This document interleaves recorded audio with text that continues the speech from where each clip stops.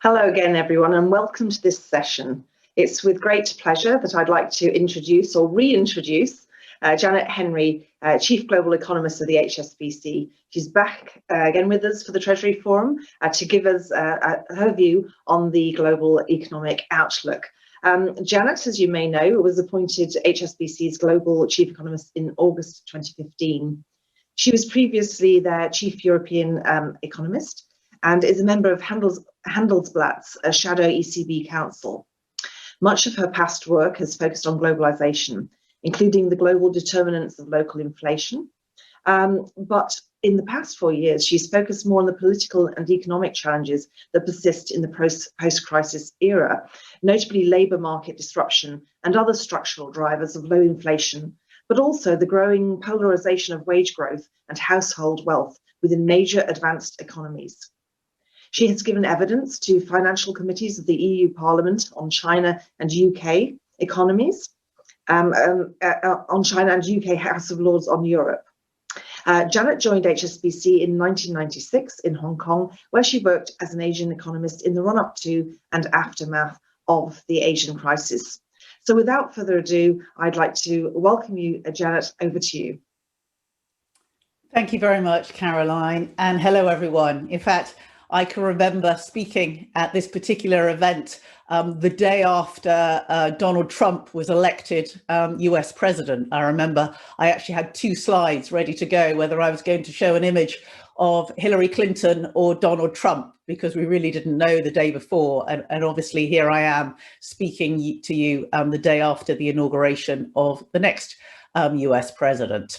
So what I'm going to talk to you about is the next phase of the global recovery, because the global recovery has already begun. We know that the low point for the world was really the second quarter of 2020.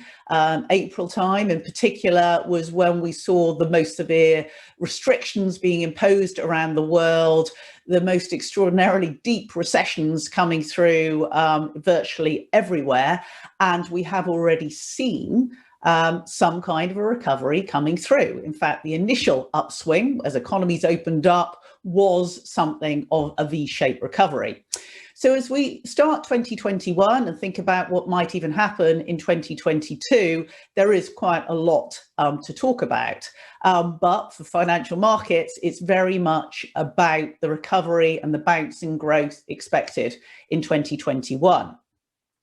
And that, of course, is reflected in a lot of financial markets. And we can see it in the equity market rebound, whether we look at the advanced economies or the emerging economies. We can see it in the very strong rebound in global commodity prices, again, from their lows in about the second quarter of 2020.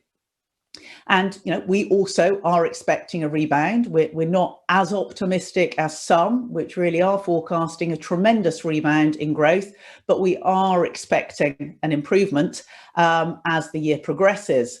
But of course, what we also face at the moment is some near-term challenges. In fact, it surprises me at the moment. Every time I speak to international investors, they say, "So Janet, what's your biggest risk to your global recovery in 2021? And it seems pretty clear to me that the biggest risk is still the pandemic itself, because what we have seen globally is a renewed rise in infections happening even in the early weeks of 2021. And nowhere has this been more apparent than in parts of Europe. And I suppose if we're thinking about the impact of these new strains that are coming through, it's been very, very evident in the rise in infections that's come through in the UK and in Ireland. And although the number at the peak in cases is starting to roll over, we're also seeing it occur in other countries as well. Spain has now got a particularly high level of cases in Europe. And also, even if we just look at the UK strain in particular, it's now in place in well over 30 countries globally. So that is a risk in itself, actually, as more strains evolve. We've got the Brazilian strain, we've got the South African strain, we've even got a new strain that doesn't fit any other genome patterns that's now evident in parts of Germany.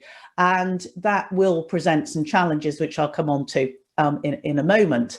But the other point I want to make on this slide is what the renewed restrictions that have been put in place have already done to some of these mobility indicators. Everyone's become an expert on the latest high frequency indicator, this Google mobility map in particular for retail and recreation that you can see on the right hand side of the slide. It shows you how activity, particularly in Europe, has taken another significant leg down. Not quite as bad as what happened in the second quarter of last year, but again, variations within countries. So what we saw in November was that in France, it looks like the contraction in retail sales, for instance, was as bad, if not worse, than what we saw back in April. But Germany and the UK appear to have been a bit more resilient, particularly Germany, which is more tied into the manufacturing side. In the UK, the November contraction in GDP was nowhere near as bad as in April. There has been a degree of adaptation to working in a post-COVID world. Everyone's obviously got all of their online facilitation set up to a larger degree and hasn't interrupted spending quite as much. But there are signs globally, not just in Europe where it's happening most acutely, but globally we're starting the year on a slightly weaker footing. Even in parts of Asia, growth seems to have slowed a bit in the first quarter, with the main exception of what's been happening in India.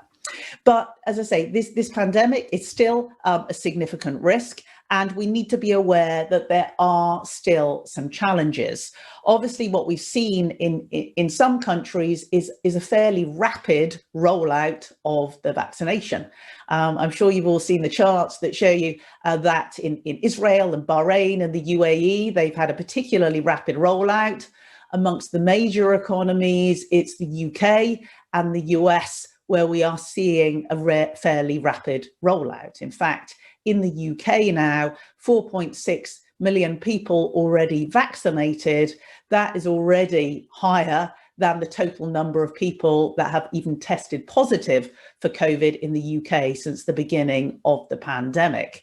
And that's important because it's high risk groups. So the number of deaths should fall back quite sharply, even if it takes longer for the number of cases to follow.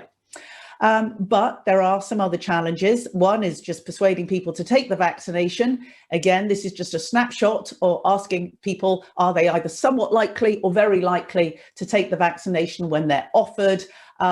Some countries like France, this is at very worryingly low levels, with less than 40% of those people in those categories, and the people that are definitely going to take it being only half of that. There are also distributional issues around the world. In some countries of the world, they have on order enough vaccinations to vaccinate everybody about 5 times. Even in the UK, if you add up all the vaccinations we have ordered on order, it's about 3 times for every member of the population.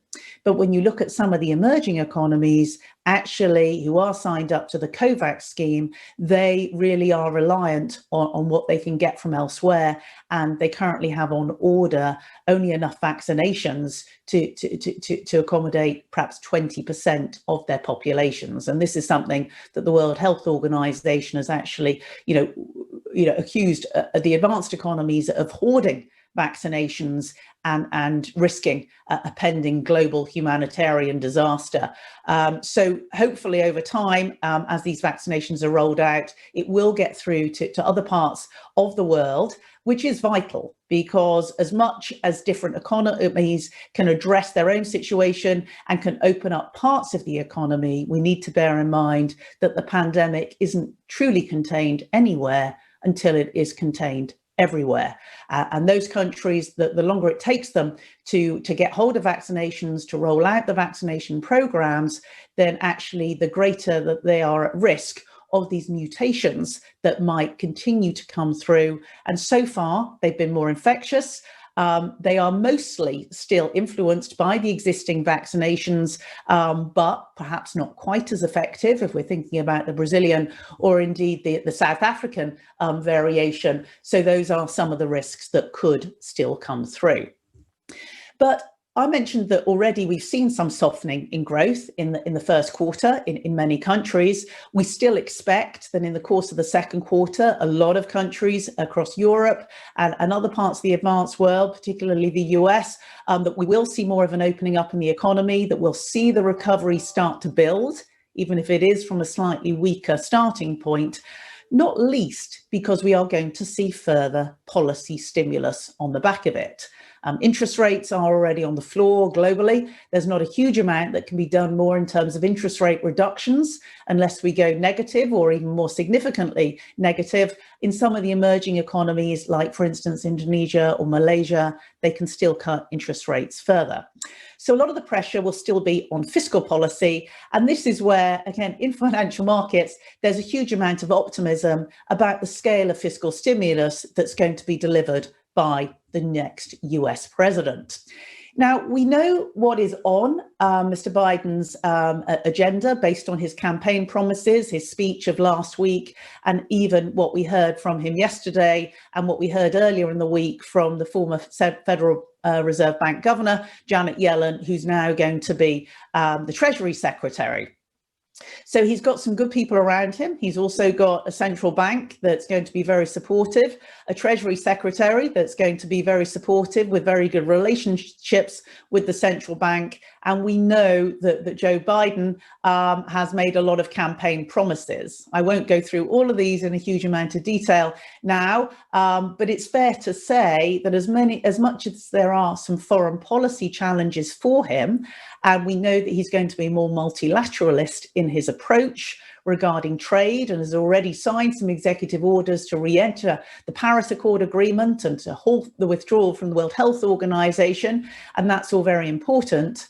His priorities are going to be domestically in terms of dealing with the pandemic itself and trying to get additional fiscal stimulus in place. Already, the US delivered another $900 billion stimulus just before Christmas, and he's proposed a $1.9 trillion package, which is equivalent to about 5% of GDP, that it would be in place. Realistically, it's very unlikely that all of that goes through. Also, it's not all going to happen tomorrow. He started with a message of unity. He has a history of very strong approach to bipartisanship. He will be reaching out to the Democrats, hope for a bipartisan approach to delivering this policy stimulus. And that would make it more likely, if he achieves that we do get a bigger package. But remember, there are always different political priorities from different members. It could be that he is reliant on his razor-thin majority in the Senate, with Kamala Harris having the deciding vote, and that it takes a little bit longer. But realistically, I think we can expect that by the end of March, we do have an additional fiscal stimulus, and that even if it's only half of what Mr. Biden is hoping to do, that will continue to support the recovery, provide a lift from the second quarter onwards as restrictions, and remember they're a lot lighter in the US than they are in Europe, as they're eased, that we will see a bigger bounce back in growth. And before I talk about the detail of the growth picture and how it will evolve globally through the course of 2021, I'll just show you some of our key growth forecasts and the shape of the recovery globally. Here I've listed a lot of the major economies that we look like. And remember, these are growth forecasts in year average terms. Extraordinarily deep recessions pretty much everywhere in 2020, and then some fairly hefty rebounds in annual average growth rates in 2021, and to a large extent in 2022 as well. And you can see the shape of the recovery, this initial V-shaped recovery, and then a more gradual improvement thereafter. But again, there is a bit of a mix here because parts of Europe are already back in recession. So one thing I find interesting, again, when I talk to investors, is that they are focusing very much on growth rates. They're even making comparisons between countries based on growth rates. And you'll see, for instance, in here, if you look at our year average forecasts for the Eurozone, we've got a stronger growth forecast than we have for the US. So how does that all measure up? Well, this is where I think it's sometimes more helpful to look at where we have come from and look at things in levels terms. And here what I've shown you for a whole range of countries around the world, the number of quarters that it's going to take to even get back to where we were at the end of 2019 pre-pandemic levels. So if you look at the left-hand side of the chart, it won't surprise you. Mainland China is top of the list. The fact is China was first into the pandemic, first out of the pandemic. It's had a strong recovery. So it's there with Taiwan and New Zealand, and more surprisingly, Turkey, as having already got back to where it was at the end of 2019. Not where we hoped we would be. At the end of 2019, we thought 2020 would have been a year of growth, not a year of the deepest recession on record, but they are already back above pre-pandemic levels. At the other end of the scale, you've got those countries that are not going to get back to where they were until the end of 2022, or indeed well beyond. When we're thinking about some of those emerging economies like South Africa, Mexico and Argentina, it could well be 2024 or even 2025 before they get back to where they were at the end of 2019. And even within the advanced economies, some quite big variations. We see the US getting back there by the end of 2021. We don't see the Eurozone getting back there till the end of 2022. And even within the Eurozone, some quite big divergences. In fact, Germany is one of the few countries that actually had a shallower recession in 2020 than they did during the global financial crisis, because they've been more tied into the manufacturing improvement. Manufacturing's been less affected in this recession than the service sector, whereas service sector economies like France, like Spain, like the UK have all seen a deeper recession and indeed a slower recovery. And that's important because levels will matter when we think about the lasting implications of this pandemic, about what the lasting impact on employment, on insolvencies, and the scale of policy stimulus that will need to be kept in place for some time to come. Now, let me turn to how we see the growth mix evolving from here. I've used the US as an example because it shows you this mix that we've seen between spending on consumer goods and spending on services. And I started the chart at the beginning of 2019. And what you'll see is that, yes, initially everything slowed down sharply. But in terms of the rebound, it has without doubt been this consumer goods rebound. People have had to adjust to lockdown life or social distance life. It has been buying extra monitors for working at home. It's been buying extra gym equipment. And they haven't been able to spend as much on services. They have spent a lot more on goods. Also, we've seen this in other areas of the economy as well. The extra spending on PPE and medical equipment has supported different areas of manufacturing. And even for business investment, again, it's been more goods-based investment in technology, what's driven a lot of the upturn. But when we're thinking about the consumer goods story and how it will evolve from here, yes, we are looking for a further improvement, but to some degree, we're going to see a rotation, a bit less of an emphasis on goods, more emphasis on service sector spending. Admittedly, travel might be somewhat lagged in this improvement, but other areas of service sector spending, especially things related to recreation and leisure, are going to be reviving a little bit more quickly. But when we're thinking about the total, what happens to overall consumer spending growth, the pace of the improvement will, to some degree, be influenced by what happens to household savings. You can see on the right-hand side, the household savings rate for the US and Germany, that big spike. And in many countries, they've already reversed about half of that sharp increase in the household savings rate, but we're certainly not back to where we were. There is scope for household savings rates to come down further, but the question is, how much. And this is where a lot of the forecasts that you'll see from different people will vary to some degree. A lot of people are suddenly expecting all of this savings, the 350 billion of extra savings in Europe, the 100 billion pounds worth of extra savings in the UK are suddenly going to be unleashed, and therefore we could get this huge recovery. But actually, there are a few factors to consider. How confident are people going to be when if they're not confident about their employment prospects? Well, the fact is, on the employment side, some of this is still coming through with a lag. At least in the US data, we can see in real time what's happening to unemployment rates. The unemployment rate has already fallen markedly from the peak, even if it is still elevated, and even if the number of permanently unemployed is still rising. In Europe, it's hard to gauge in real time, as it is in some of the emerging economies.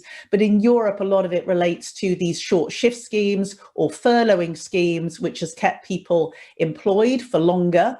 And to some degrees, it will be governments that decide what happens in terms of jobs being lost, and indeed some companies reaching insolvency, even if a lot of companies are still in remarkably good shape, helped by loose monetary conditions, and because some sectors have been much less heavily damaged by the pandemic itself. And to give you an idea, this is going to vary by country. Here's just a snapshot of the Eurozone. It's Germany, France, Italy, and Spain. It's got the various support schemes, the tax deferrals, the loan moratoria, the short-time working schemes.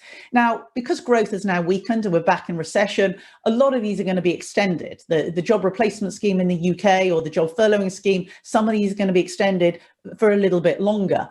Some of the loan moratoria may be extended, but we are in an extraordinary world where policymakers are almost involved in every part of the economy. Central banks are involved in every part of financial markets. They're backstopping governments. Governments, to some degree, are controlling the degree of pain that's being felt by households and by the corporate sector, and that they also will influence the timing with which some of the lasting implications feed through. But they are vitally important to ensuring that the recovery is sustained, and will probably, particularly where there is, in the advanced economies, where there's the ability to borrow, where backstops have been quite large, to control the degree to which it is pulled back. And also, again, a final point on savings that I would make: we need to bear in mind that these savings are heavily concentrated amongst the higher earning parts of the population. We had I suppose, an income inequality issue, a serious one, before the pandemic. That has been exacerbated by the pandemic because of the sectors in which the jobs have been lost have been more concentrated amongst lower earners. When we think about it will be very much driven by how much the savings that have been accumulated amongst higher earners are willing to lower them. And the tendency will be amongst those higher earners, they've probably been participating in the strong growth in financial assets that we've seen, more participating in retail investments, in equity markets. They've also probably made up a larger share of the strong growth in property price inflation that's been coming through globally. And there is no doubt, globally, we have seen a huge housing boom coming through in virtually every economy that we look at. Some structural drivers, it will be, some people moving out of cities, wanting to have more room for their home office, if this is the beginning of a secular trend coming through, even if it's only on a partial basis. Some of it's second homes, some of it's because there's negative interest rates and they're buying second homes, etc. So not all of this reduction in savings is going to come through, and not all of it is going to find its way into the real economy in the way of actual consumer spending growth. Now, the next thing I want to talk about is, I suppose, how the other mix of growth comes through. I very much talked about the evolution of consumer spending and how much that can be lifted. The other major question for 2021 is, how will the China story evolve, and how will that influence other parts of the world? Now, China, as I mentioned, was first into the pandemic. It's also the first out of the pandemic. And like some other countries in Asia, like Australia and New Zealand, they have a very, very low tolerance for any renewed rise in cases. So while in some countries, tens of thousands of infections don't shut down parts of the economy, what we saw in Australia was 25 cases actually shut down a whole state. And in China, a renewed rise in 100 cases shut down Hebei province, a population of about 26 million people. And it is, of course, the government restrictions that cause the damage in order to preserve human health to actual GDP. So even in China, we've seen some softening in the retail sales figures recently, but other parts of the economy, the manufacturing sector, has still remained very strong. But as 2021 evolves, a few things to watch out for. The first one is that even in China, the growth rate momentum is going to be a little bit slower than it was in the second half of 2020. And again, this is where we get into the idea of base effects. So without going into the weeds with our GDP forecast, you can just see it graphically in that left-hand chart. What we saw in the course of 2020 was a dramatic contraction in GDP, down 10% quarter on quarter in Q2. When we get that Q1 GDP figure announced, it's always announced in year-on-year terms, actually it will be huge. Don't be surprised if you see that in the first quarter, Chinese GDP grew by 18% year on year. That's our forecast, even though the momentum is going to be a little bit weaker. So that is important in terms of the additional impulse that can come through. The other thing to note in China is that the mix of growth is going to evolve too. What we've seen in the advanced economies is that consumer spending drove the upturn. Incomes were supported, and that's where we saw that consumer spending, particularly on goods, could actually rise above pre-pandemic levels. The policy mix in China was much more targeted at investment spending.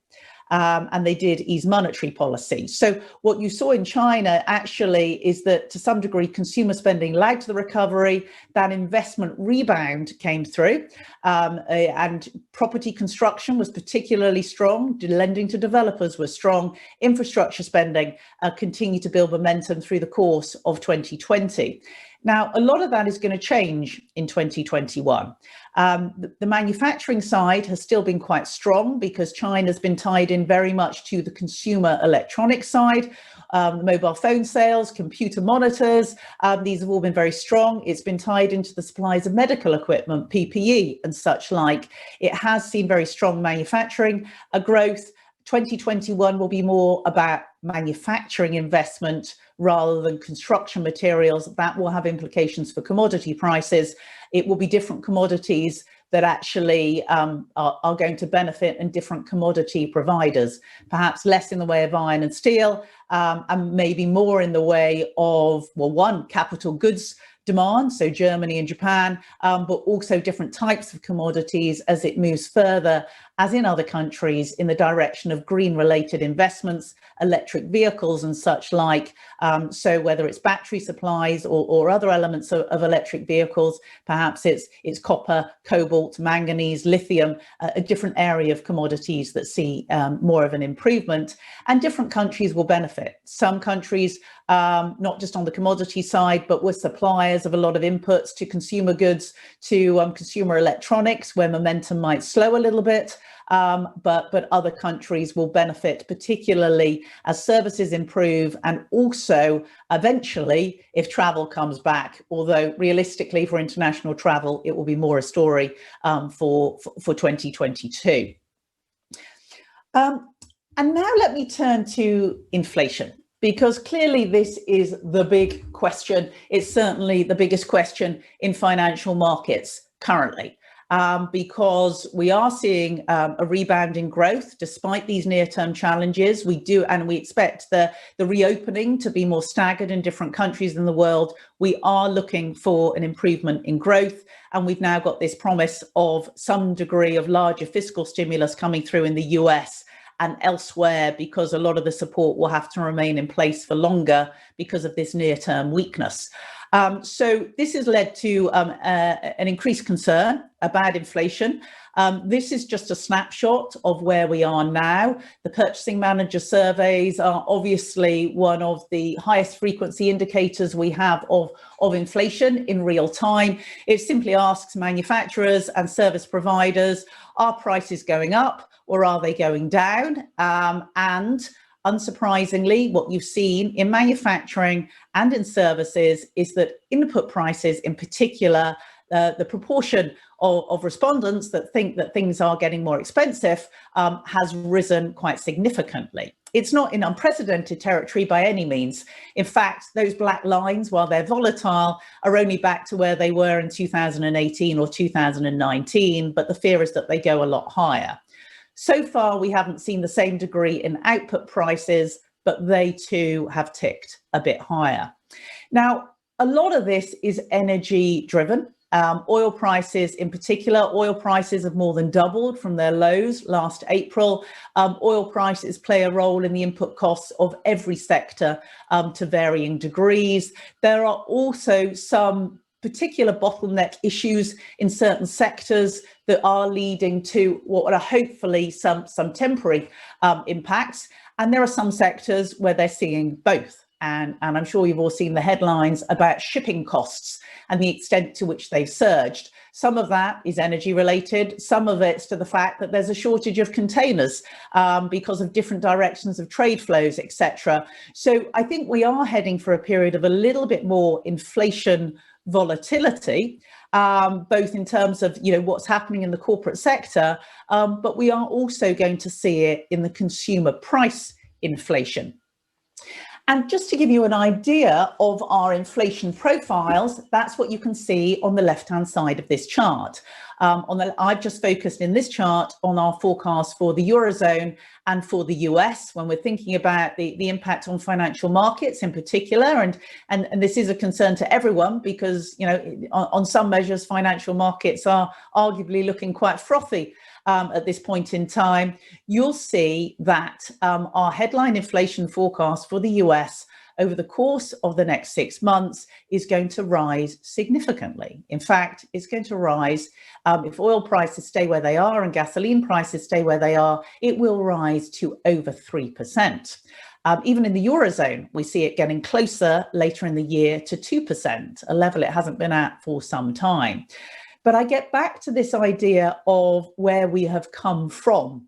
You'll see if you look to the left-hand side of that chart that inflation was at extraordinarily low levels in the first half of 2020. So we see that spike in inflation being actually quite short-lived, largely reflecting base effects. There are a lot of other factors at play, and we are still looking for inflation to be below 2% in 2022. And that's important for policy when they're thinking about how to set policy. When central banks set policy, it doesn't impact the economy tomorrow. They're thinking about how it impacts the economy 12 or 24 months from now. Also, you need to remember that we're coming from a period of unacceptably low inflation, and central banks have been trying to prevent inflation expectations from falling further. They're not so worried about a rise, at least a temporary or small rise in inflation expectations. But before I talk about policy, the other point I want to draw your attention to is the mix within goods and services inflation and remind you where we have come from. On the right-hand side, you've got a chart of US inflation over the course of the last 25 years. And you'll see quite clearly on that black line that, yes, it's a bit volatile, but pretty much for the last 25 years, we have seen goods price deflation, on average about 2%. This is really, I suppose, the positive side of globalization. Yes, there have been distributional issues. Yes, some jobs have been lost in certain sectors, but it has been a good deflation. China coming into the global labor market, people being able to spend less on goods, therefore to buy more of them, and also with spending less of their income on goods, they've been able to spend more on services, and that has led to stronger demand for services and stronger service sector inflation. But what you'll also see in that chart is that when you do have periods when goods price inflation is picking up, what happens, and that's usually when the dollar is weak, or indeed when the US is imposing tariffs on China, it's not suddenly that inflation picks up to a much larger degree because goods have become a bit more expensive. What tends to happen is it reduces the spending they've got available, the income that they can spend on services, and therefore we tend to see lower service sector inflation, which is, of course, what we've seen in the course of 2020. You've seen that red line come back down. So what we may see again in 2021, when we've got some shifts going on between goods and services, we may see a little bit more volatility. I've already talked about the fact that we expect a rise in headline inflation over the course of the next 6 to 9 months.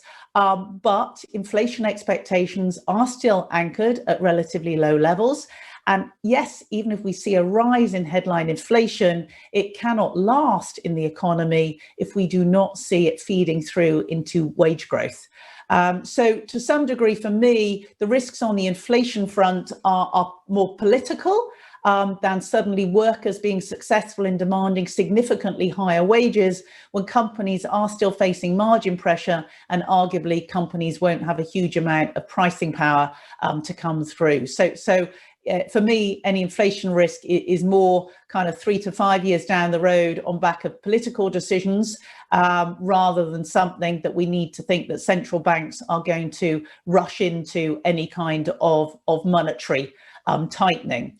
I will make a comment on emerging markets where we think that there is a bit more, sorry, I've jumped too much, a bit of a risk of a bit more volatility. And that's because in the emerging economies, especially those with a history of higher inflation, inflation expectations are higher. They have a history of higher inflation. They always fear higher inflation. So it tends to feed through a bit more quickly. Also in the emerging economies, commodities, food and energy make up a bigger share of the basket, so they do tend to see higher inflation. So our emerging market economists are a bit more fearful that the inflation volatility will be higher. But importantly, in China, while we expect inflation to come off its lows because it has been negative recently, we're still looking for somewhat subdued inflation for an economy of China's size, which does obviously influence global inflation. So what does all of this mean for policy? Well, we are, as I mentioned earlier, in this extraordinary world where policy has been huge, and it's been huge on behalf of monetary authorities, the central banks, but also on behalf of the fiscal authorities, and it's been loose globally. And financial markets have been trying to assess how worried they should be about inflation, and also how worried they should be that the central banks are going to, I suppose, turn the music off at this party by taking away the extraordinary amount of policy stimulus. So, again, it's important to remember where we've come from. When you look at that left-hand chart of bond yields for Germany, the UK and the US, yes, we have risen from our lows. But remember where we were even in the course of 2019. The Federal Reserve will not be completely unhappy with what has happened to the rise in bond yields, or they also look at what we call break-even inflation rates, which have risen to 2.1. So, that's certainly progress on the inflation front, but it is a delicate balancing act. While their policy is aimed at driving a recovery and preventing inflation from falling too far, of getting into a full deflationary backdrop, the risk is that financial markets get too concerned about a rise in inflation, and that you see a bigger sell-off in the bond market, and that rise in bond yields actually jeopardizes the recovery itself. And this is a message that we've had most explicitly from the European Central Bank, that has made it clear that they are worried that financial markets price in the recovery before households and by companies, and that they are absolutely going to do whatever it takes, continue the asset purchases, buying the government bonds until at least the first quarter of 2022 and beyond if necessary. And the Federal Reserve is still buying a lot of assets. They would love to be able to scale back the amount of assets, but they will only be doing that in 2021 if the market can accommodate it. Otherwise, we think it's likely that they will continue to maintain the current level of purchases even into 2022, and certainly won't be raising interest rates anytime soon. And that leaves our dollar view broadly moving sideways from here. So the dollar is still relatively weak. Everyone in the world seems to be bearish on the dollar. Personally, I think there are some two-way risks in the coming years. I ultimately think that it will be the Federal Reserve that raises interest rates however many years from now, but certainly before the ECB is ever able to. But for the course of 2021, our currency strategists are forecasting by the end of the year, euro dollar at 1.25. But the other area of policy we need to think about is where does fiscal policy evolve from here? And really, this is the last point I want to make, because at the moment, the focus is very much on the growth recovery rather than how do we deal with the pandemic bill. It has been huge. The increases in government debt, which were not small to start with, have got a lot bigger. Different countries are having to deliver differing degrees of stimulus, but debt levels are rising everywhere. So ultimately, how can you deal with this pandemic-related bill? Well, the preferred option is to grow very quickly. Obviously, if you go back to the 1950s, this is how all of the war-related debt was dealt with. You grow the denominator, strong nominal GDP growth, strong real growth, higher inflation, that erodes the debt, revenues grow at the same time, and then also, that is how the debt to GDP ratios come down. Some countries will hope to inflate away their debt, but that can be a dangerous strategy because a rise in inflation can be quite damaging, in particular for the poorest parts of the population, if it doesn't feed through into higher wage growth in particular. In some of the emerging economies, we also are already seeing defaults coming through. Argentina spring to mind, but there are very many small economies that are already getting a vast amount of assistance. There are nearly 100 economies that have asked the IMF for assistance, and that there is some degree of debt restructuring involved. Austerity is another option. That's how, to some degree, we dealt with the debt from the global financial crisis, but a lot of that was spending cuts. That we do not think are going to come through to the same degree this time. No government. There's been a bit of noise in the UK about tax increases, but on the spending cuts, against a backdrop of such large amounts of income inequality, that really isn't something that anyone's talking about at this time, especially now there is a greater appreciation for public sector workers and other critical workers. So really, I think, my key point for the next few years is that, yes, we're going to have a rebound in growth, but we need to remember where we've come from. We need to remember that there will be a bill that has to be paid for. We see a sustained period of low rates and only slightly higher inflation. It's still fairly low. So in real terms, interest rates will be negative or very, very low for quite an extended period of time. That's what I mean by financial repression. It is those low real rates, and eventually it will be more in the way of taxation. I won't go through this in detail, and clearly different countries are starting from a different position, but we know it's reasonable to assume that higher taxation will be targeted at those people that can pay it. So that will be the corporate sector. Already we know that Joe Biden is going to be delivering an increase in corporate taxation. All of the noises on what the UK might do, even if they pre-announce it in the March budget, it won't happen in 2021, it will be 2022. So it will be corporate taxation, and it will be taxing higher earners. So my last slide is just a snapshot of where we are. Tax revenues as a share of GDP around the world. Obviously, the advanced economies already tax a lot more, but they are differing degrees of taxation on individuals, on companies, and on property. So that gives you a rough idea of where certain countries can play catch up. And we could see more in the way of property taxation, capital gains taxation, on financial assets, being in line with income tax and such like. So there will be lasting implications on the taxation side as we pay for the bill. There'll also be lasting implications for labour markets. But we are going to see a recovery in 2021, just with big variations, and we would certainly be more optimistic globally on the outlook for Asia, even within the emerging market kind of context. So thank you very much for listening, and I'll hand back to Caroline. Thank you. Thank you so much, Janet. That was absolutely fantastic, a really comprehensive overview, and I just really love the way you bring the numbers and the trends to life through your kind of telling the story. So thank you so much for that.